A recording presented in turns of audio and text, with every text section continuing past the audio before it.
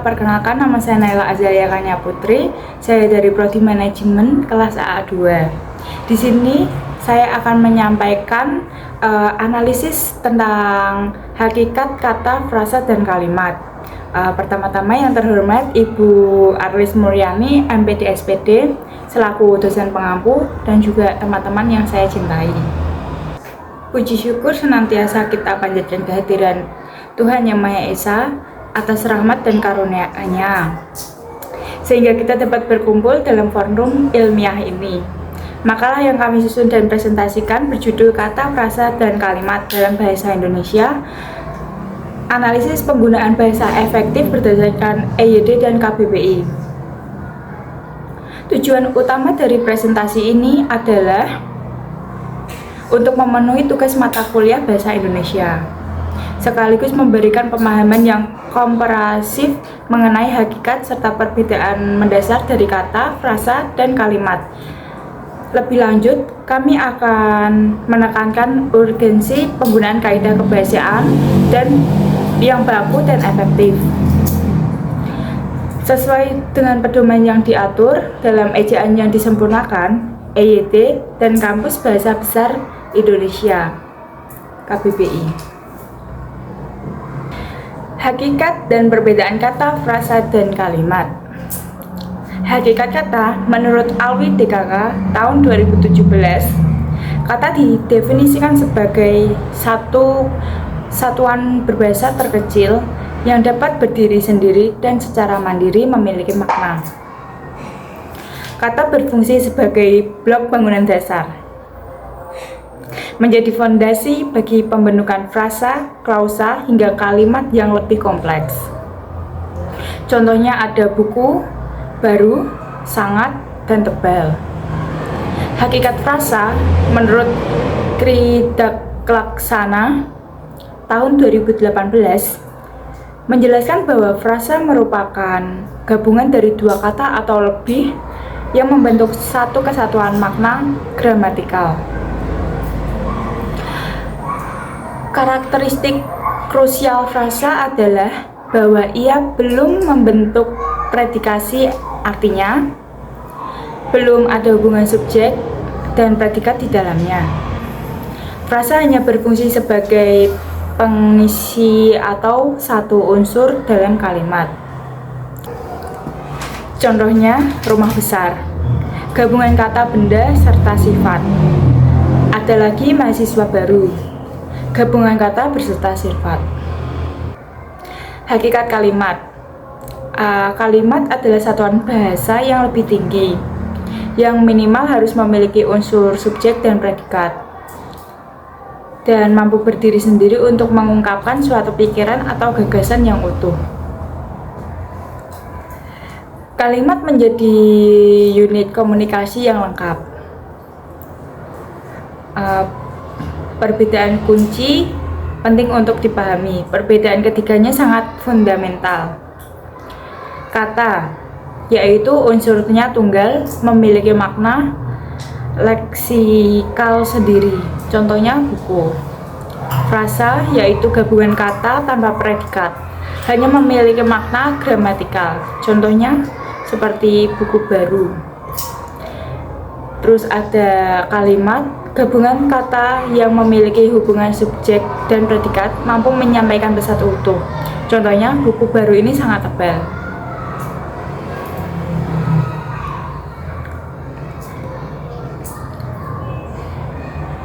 Pola kalimat dan kalimat efektif. Pola kalimat dasar bahasa Indonesia, pemahamannya, pola kalimat menjadi prasyarat untuk menyusun kalimat yang gramatikal dan efektif. Beberapa pola umum mencakupi, contohnya subjek predikat. Pola paling dasar, mahasiswa belajar. Yang kedua, subjek predikat objek, melibatkan objek penderita. Contohnya mahasiswa membaca buku. Yang ketiga ada subjek, predikat, pelengkap. Pelengkap melengkapi predikat dan tidak dapat diubah menjadi subjek dalam kalimat pasif. Contohnya ada mahasiswa menjadi guru. Lalu yang terakhir, subjek, predikat, objek, dan keterangan. Pola yang lebih kompleks dengan penambahan keterangan. Contohnya, mahasiswa membaca buku di perpustakaan. Lanjut, kriteria kalimat efektif.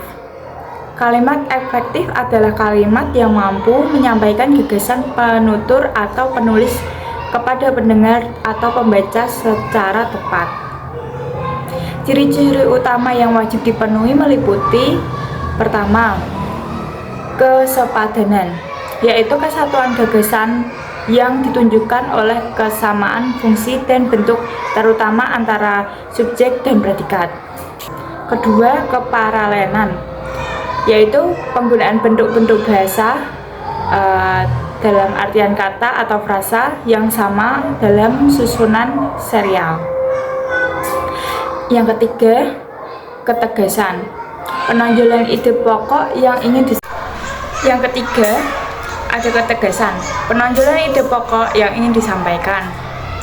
Yang keempat, kehematan, menghindari penggunaan kata atau frasa yang berlebihan, yang berarti redundasi. Yang kelima, kepanduan, hubungan yang logis dan harmonis antara unsur dan kalimat. 6. Ada kelogisan, yaitu gagasan yang disampaikan harus masuk akal, logis. Standarisasi bahasa, peranan EYD dan KBBI. Yang pertama, ejaan yang disempurnakan EYD. EYD tahun 2016 adalah pedoman yang mengatur kaidah penulisan bahasa Indonesia. Penerapan EYD meliputi: 1. Kaidah ejaan, penggunaan huruf miring, huruf tebal, dan partikel.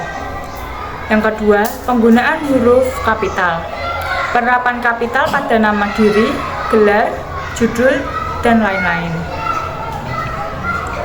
Yang ketiga, tanda baca, penggunaan koma, titik, titik koma, dan tanda baca lainnya secara tepat. Yang keempat, penulisan kata, penulisan kata ulang, gabungan kata, kata depan, dan imbuhan.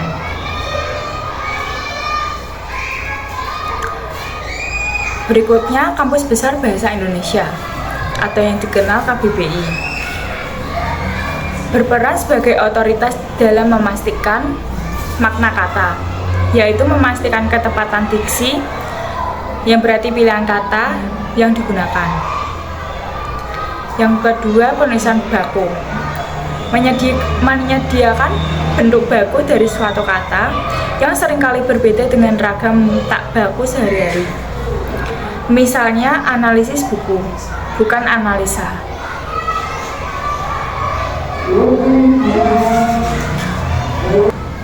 Penulisan baku, yaitu menyediakan bentuk baku dari suatu kata yang seringkali berbeda dengan ragam tak baku sehari-hari.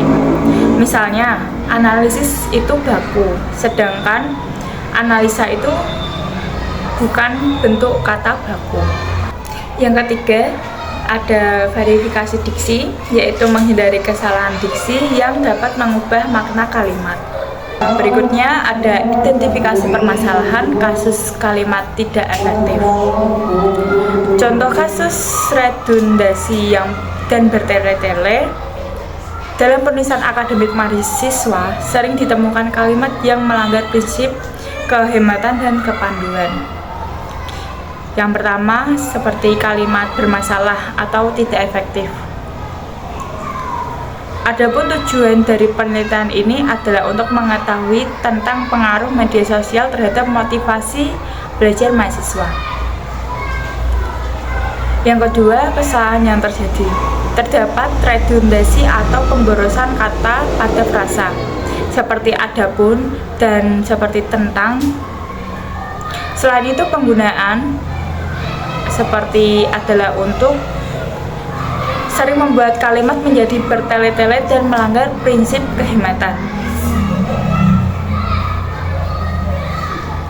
Berikutnya, analisis gramatikal, yaitu pembedahan struktur jika kalimat tersebut dianalisis strukturnya.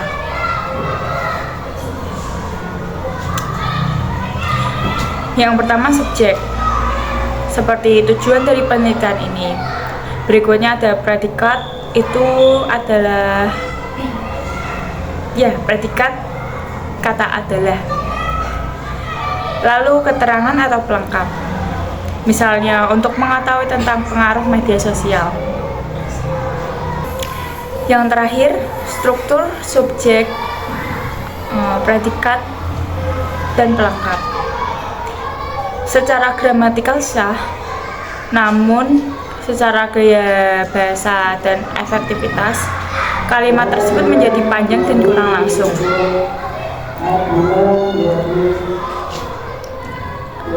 Lalu ada solusi dan langkah taktis. Perbedaan kalimat menuju kalimat efektif. Perbaikan dilakukan dengan menerapkan prinsip kehematan dan ketegasan, sehingga ide pokok langsung tersampaikan. Kata adapun, dari, adalah, dan tentang dihilangkan atau diganti. Perbaikan solusif.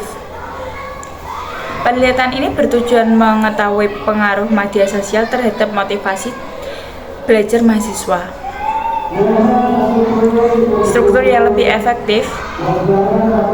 Subjeknya diganti penelitian ini, predikatnya bertujuan mengetahui objek pengaruh media sosial terhadap motivasi belajar mahasiswa.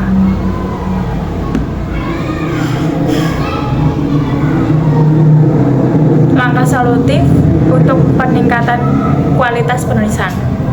Untuk meminimalisasi kesalahan penulisan dan mencapai efektivitas bahasa.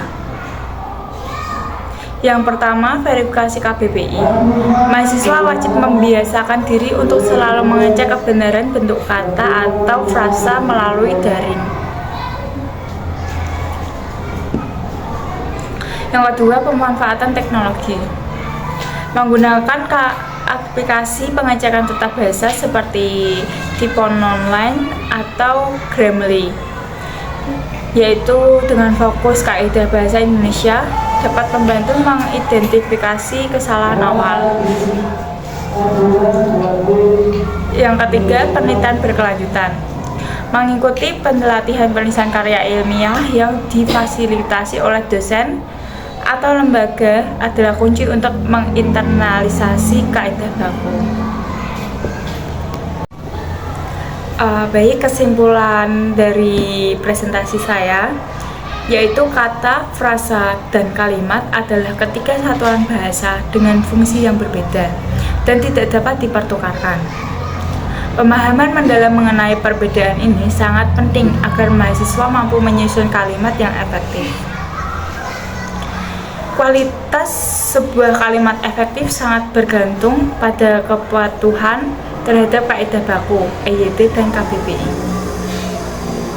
Kesalahan berbahasa yang sering ditemukan dapat diminimalisasi melalui latihan konsisten, verifikasi kampus, dan dukungan teknologi. Berikutnya ada saran dan harapan saya kepada mahasiswa. Diharapkan mahasiswa menjadi penggunaan bahasa baku dan efektif sebagai kebiasaan rutin, khususnya dalam setiap laporan dan karya akademik.